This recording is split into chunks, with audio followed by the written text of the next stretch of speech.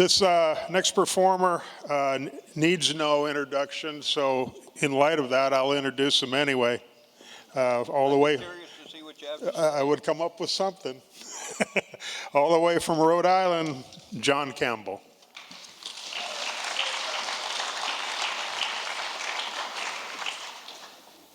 Well, this is pretty fancy. Only took a dozen years to fight my way up from the voodoo room.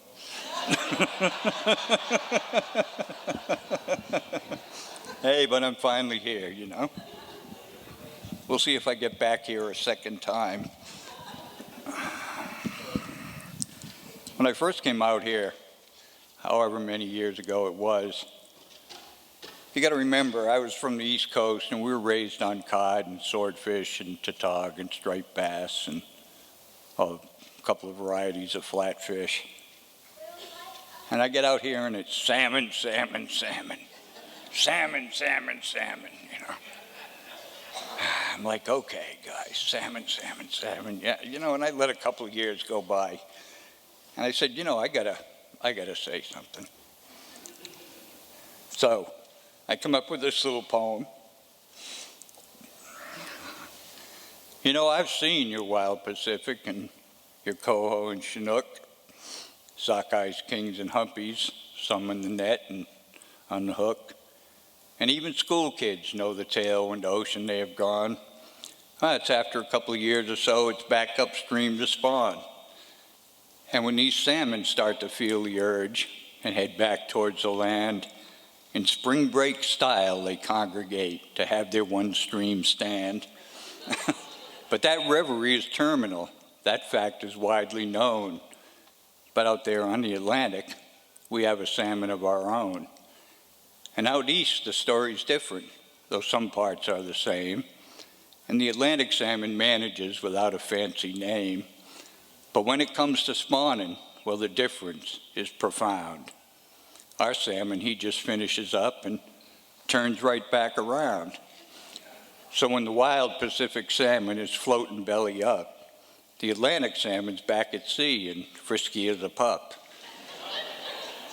And when that wild Pacific salmon is merely grizzly feces, ours has the choice of many countries in which to propagate the species. Now, what conclusions we should draw from this? The science is not specific.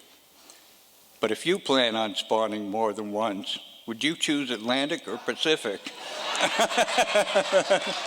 And the science isn't positive. These fish could jump Niagara, but it could be the Atlantic salmon is like a bite of pink Viagra.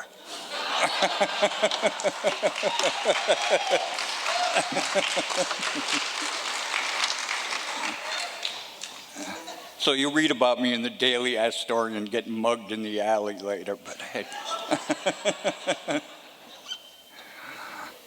You know, we suffer for our art.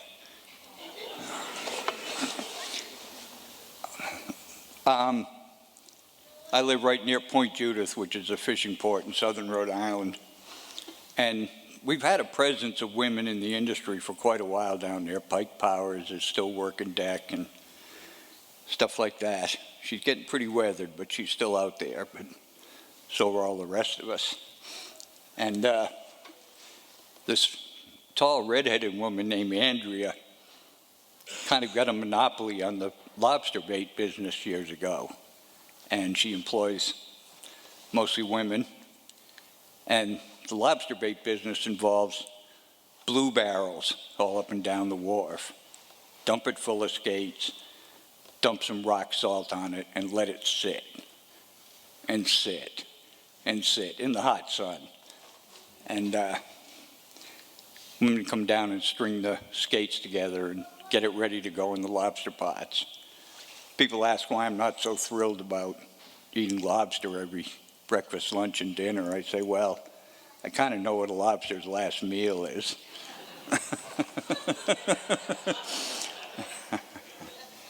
But anyway, you know, the women who work for Andrea, you know, when I was working a lobster boat, when I was younger, we had clothes that never came in the house.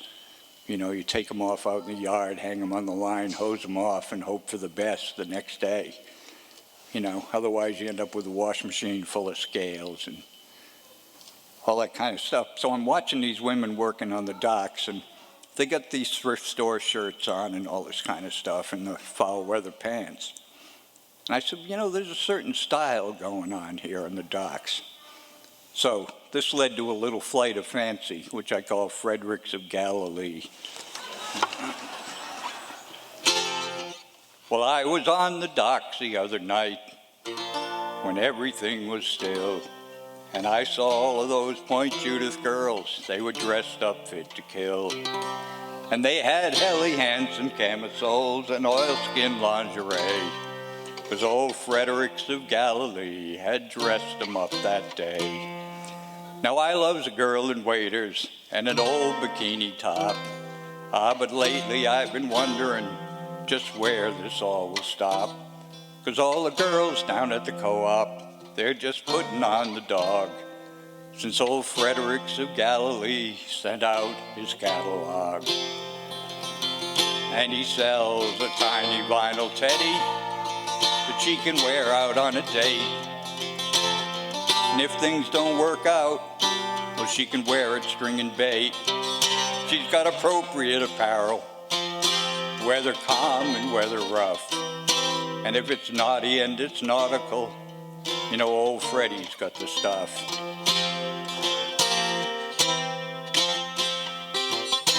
And I'll admit, those fishnet stockings, they make a lot of sense, I guess. And as long as they've been shook out good, they don't leave too much mess.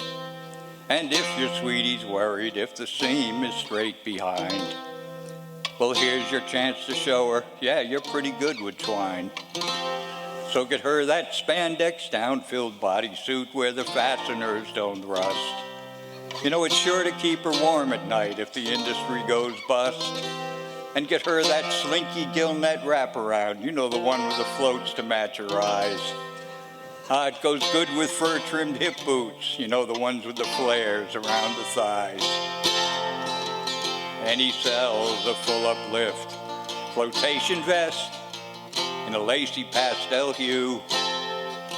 Sells a peekaboo survival suit that'll always see her through. So get her the polypropylene garter belt or the PVC chemise. 'Cause old Fredericks, he's put the sleeves back on the 7 Seas. And I've got a secret for Victoria.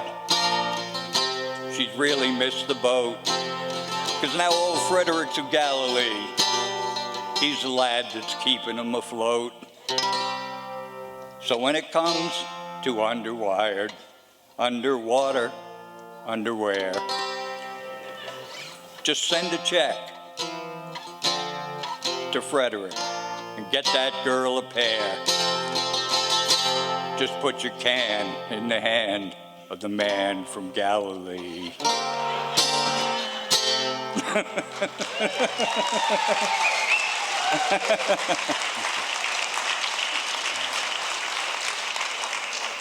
Thanks. Down at Point Judith, well, I spent part of my upbringing in Gloucester. And in Gloucester, it's a lot of Italians working the boats, families, you know, grandfathers, fathers, sons.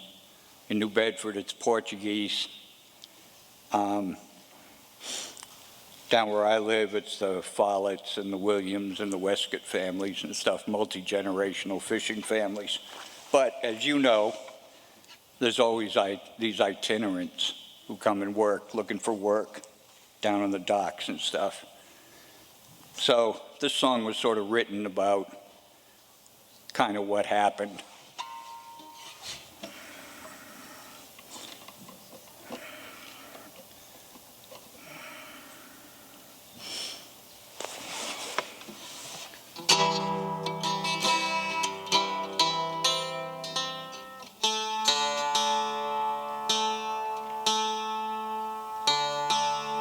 This is a bouzouki, by the way. People are always asking me, what is that you're playing?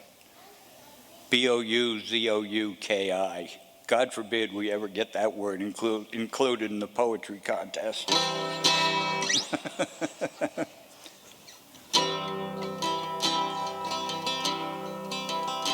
Well, he was gone like a ricochet, off in the night, tumbling out through the air,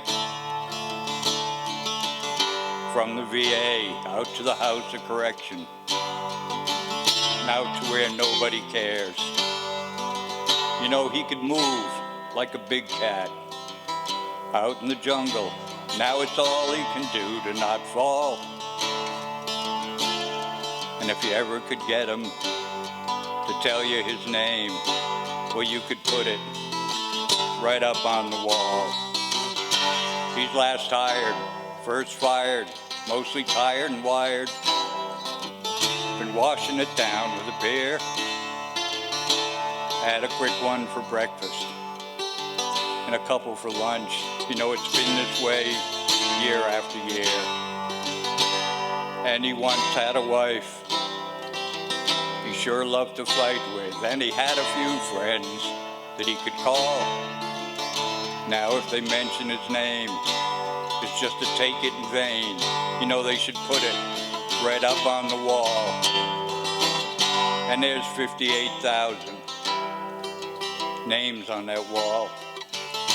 58,000 or more. And for everyone written, you know, there's 2 or 3 more. Casualties, after all. And the mothers, and the fathers, and the brothers and wives, well, they can tell you where they might be found. You know, and if they ever put all of the names on the wall, well, they could circle the city around. Well, you can pick up some dough down on Chicanery Row, getting work with the Point Judith fleet. You know, he was working some transit and doing some lumping till he died with his boots on his feet. He took a very long walk off a very short dock, and they found him washed up on the beach. You know, there's some MIA, and there's some KIA, and there's just some that got out of reach. And there's 58,000 names on the wall, 58,000 or more. And for everyone written, there's 2 or 3 more. Casualties after all. And the mothers and the fathers, the brothers and wives, well, they can tell you where they might be found. And if they ever put all of the names on the wall, well, they could circle the city around.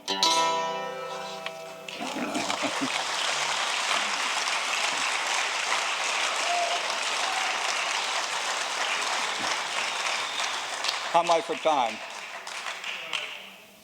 Short one? You got a short one? Have I got a short one? Good question. Watch me edit on stage. Well,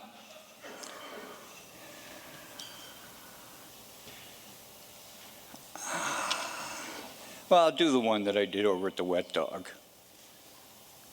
I wrote it for the contest years ago, and I got disqualified. I'm not sure why.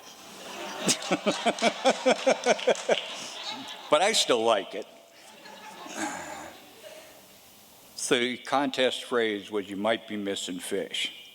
So if your spouse is touting tofu, and your doc says no more cheese, and that steak's just an avenue to arterial disease, and if it seems that you don't recognize even one thing on your dish, and you feel like you were missing out, well, you might be missing fish.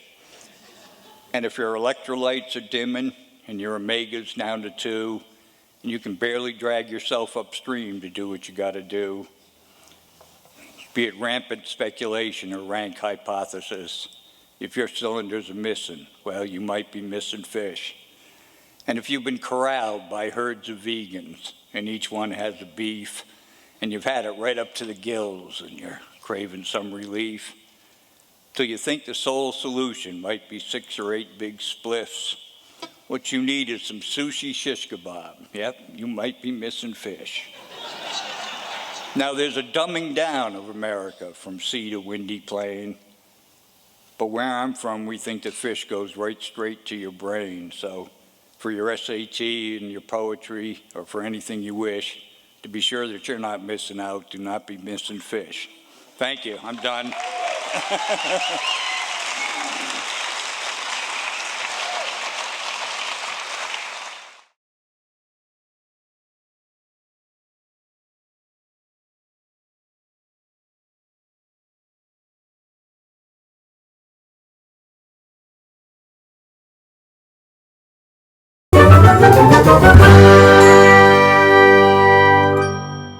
Who do we have here? Hi, my name's Patrick Caldwell. Vicky. Okay, and what brings you here to the Fisher Poets Gathering? So we heard about it, I don't know, 10 years ago or so, and finally decided to come last year and had a great time and decided to come back. Yeah, we last year we checked out some sea shanties and some knot tying classes and heard a lot of really great poetry, and I was really surprised at the quality of the presentations. I was expecting fishermen not to be quite so talented at poetry as they were, so it was really cool. Where are you both from? Carson, Washington. Did you come here just for this event? We did. Is there any highlights? So far, we heard the shanty singing again this morning, and that was good. Yeah, and Tom, we heard him last year. It was really cool. And Shanghai on the Willamette is a musical group. No, and we used to live in Hillsborough, and they performed there all the time. And our kids haven't seen them in 20 years, and they're coming out for this as well. They're going to join us tonight to hear them. Nice.